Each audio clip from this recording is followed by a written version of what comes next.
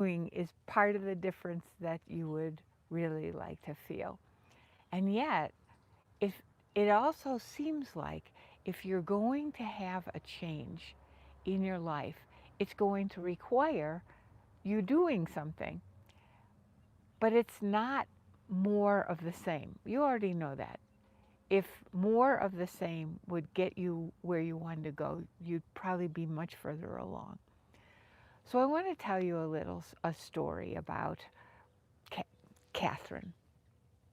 So Catherine was in a field, in a very difficult field, surrounded by hardcore men and extremely competitive, where people were expected basically to have no life and to never go home and to never stop working, to take their work home. It was just expected.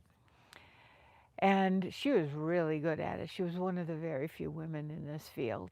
And it had taken her a lot to get there. So she had basically no life, a lot of intelligence, a lot of ability, and a lot of fear. Because, number one, she was in a situation in this profession where it was almost, it was, sorry, there were, it was difficult to compete because women were not very much respected and also not revered for what they could contribute. So she basically was kind of trying to be like a man, if you will, in a way. But more than that, she just never stopped working. And she had a relationship of a sort, of a guy who adored her, but there wasn't anything of her left to give. And you can probably relate to that.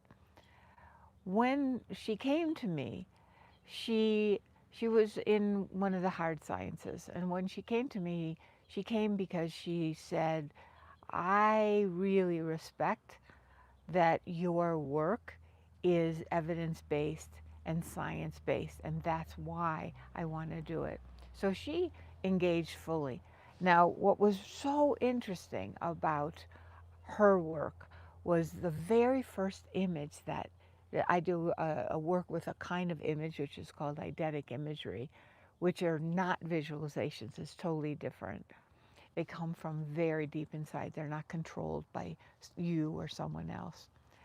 And so this image came to her unbidden of herself, free, very, very free, free in her body, free in her spirit. And when she saw it, she was really surprised because it felt to her like she had was rediscovering part of herself that was lost. But if I had asked her describe an image of yourself when of your true self, she never would have had this image, never. So it really came like shooting forward from her deepest self. And over time, the work that we did through these very powerful images was to bring her back to that self, the self that was very free, very powerful, and very beautiful inside and out. Now, again, she wouldn't have said to me, Wendy, I want to be free, powerful, and beautiful inside and out. She would have said, I'm driving myself crazy at work, and I'm doing the very best I can. There are no more hours in the day. So, and yet her deeper self was giving her something else. See, that's really the key here of what I'm saying. We think she thought she had to do more or do it in a different way or bring home work less or kind of structure those kinds of things. But in fact, what her soul was aching for was to drop all the shoulds and drop all those ways that she was trying to control herself and actually be herself. Now, a lot of times people don't even believe that the self is still there, but I can tell you, after getting close now to 50 years of working with women in transformation and men, she's still there. That real you is still there. and you don't have to twist and turn and make yourself into a pretzel in order to operate from that self. It's not about more doing.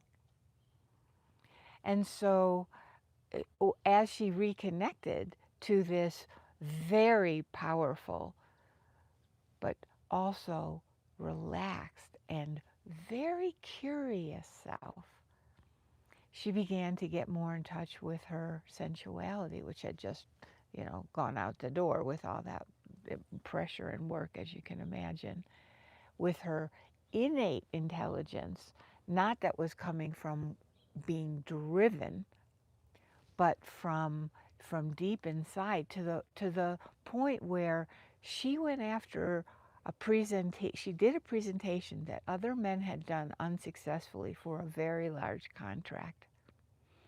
And she did it from this other place because it was welling up from inside of her. And she got this multi-million-dollar contract that other men had tried to get and failed. And she did it from this sensuous, powerful place. Now, I'm not saying she was sexual. I'm not saying she did it from a sexual place. She did it from her full self, her full self, which was unique to her.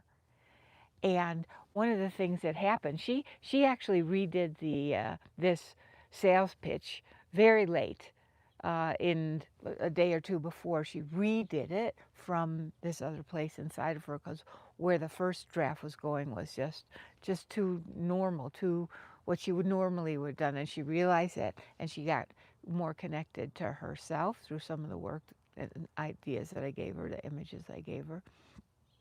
And one of the things she told me that I loved was there were so many questions from the people that were the men that were being presented to, whereas before there hadn't been any questions.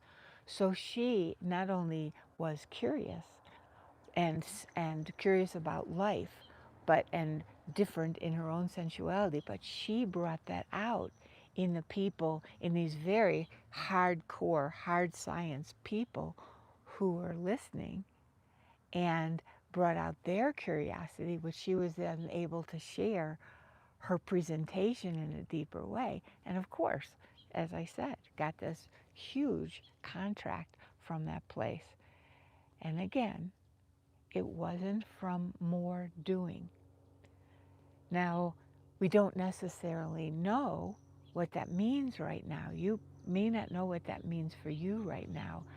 I'm here to open the door a little on hope and suggest to you, based on my almost 50 years of experience, as I said, that there's something there and there's something here for you.